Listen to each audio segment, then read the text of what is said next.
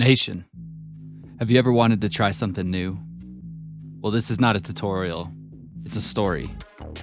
It's a story about trying out something new, and for me, in this video, a new style of painting. You see, lately, I've been feeling like all I've been doing is painting the same thing over and over and over, and a lot of that has to do with my content being successful the way that it was, and being hired out for commissions. People wanted me to paint the way that I paint, so I haven't changed anything. But it's time for a change. With no army commissions on my plate right now, I have a good time to take a step back, relook at the way that I paint, and try something new. I've been really inspired by El Mini Teresa's very stylized, non-metallic armor look. It's a style that I've toyed with briefly, but wanted to check out a little bit more. I went over to his Patreon where he has a lot more information available for free. This guy's giving away all of his secrets for free. Swing on over there and check it out. I'll drop the links below. The biggest thing that I noticed that El Mini Teresa understands is something that I also understand: the importance of using transparent paints. See, what El Mini Teresa does is he pre-highlights all of his miniatures with brilliant shades of white. These white gradients help transparent paints like contrasts, inks, even really thinned out acrylic paints, lets those white highlights pop through and create all your transitions in one easy coat. You see, transparency is probably the most OP thing you could understand about miniature painting. The sooner you can grasp that, the sooner you'll be successful with miniature painting, in my opinion. Spending a little bit more time looking into this style of base coating allowed me to approach my grimdark style a little bit differently. You see, I didn't want to change everything about how I paint. I think that I do have a unique and effective approach to grimdark and weathering, especially power armor, and I didn't want to change or move that. I just wanted to yoink and twist a little bit of how I paint and change it up to be different in the future. After a little bit of research and some inspiration from some of his latest work, I whipped out the greatest test palette for anything in the world, a Primaris Marine.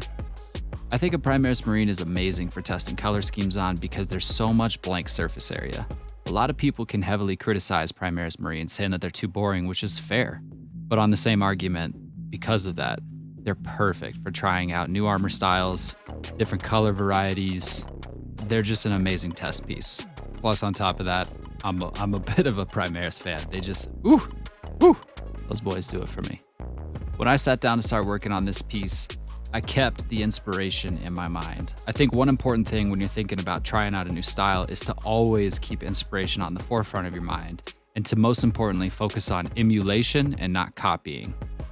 Now, I can approach painting this armor style very similar to how El Mini Teresa does it, but if we use different white inks, if we use different top coats, if we use different airbrushes in general, it's not necessarily copying, it's more just keeping this style in mind. I was watching one of El Mini Teresa's videos and he said that he envisions his Marines to be clean off the assembly line. Not me, bro. These guys have been out. They're dirty, they're worn, and they've been through it. I envision 40K to truly exist in a world of despair, and I think grimdark painting style depicts it perfectly. After a few attempts, I feel like I got a pretty good base coat down. I'll be honest, it did take me a couple tries. Trying out something new is something that you should embrace. Embrace your mistakes, understand when to try it again, and you can always start over. I didn't even strip the Marine from this. I just painted over the top, reprimed it, repainted, reprimed it, repainted it, until I got it right. When exploring a new style, I think it's very important to keep in mind something that you do naturally and you do well, and balance it with something new. For me, I'm very comfortable weathering. I know the powers of streak and grime and enamel paints. I know how great sponge weathering can be, and I know how to kick it up a notch with simple hand brush techniques afterwards. These are all tricks that I keep up my sleeve. I'm extremely comfortable with them, and it's really easy for me to rely on these and lean on them when experimenting with new styles. This piece is the first thing I painted in 3 weeks. So on top of wanting to try something new, it's also the first thing I've painted. So again, I wanted to keep the focus on something that I was comfortable with and could lean on while trying out something new. If you're catching the drift of this story, don't be afraid to learn something, but always keep your tricks in your pocket. Know what you're good at, lean on it, but don't be afraid to try something new. Ultimately, I would say that this Marine was a success. I set out what I went to do, which was try a new style and just frankly pick up the brush. When you're trying something new, I think one goal you should always have in mind and one thing to be proud of is just getting it done. Trying something new can be intimidating. It can feel like you're gonna fail, but if you keep working at it, you will improve.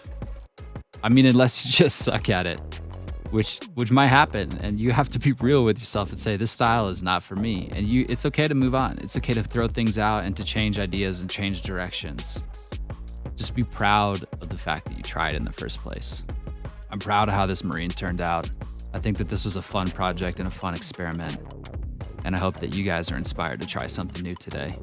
Just remember, lean on what you already know and try something new underneath it.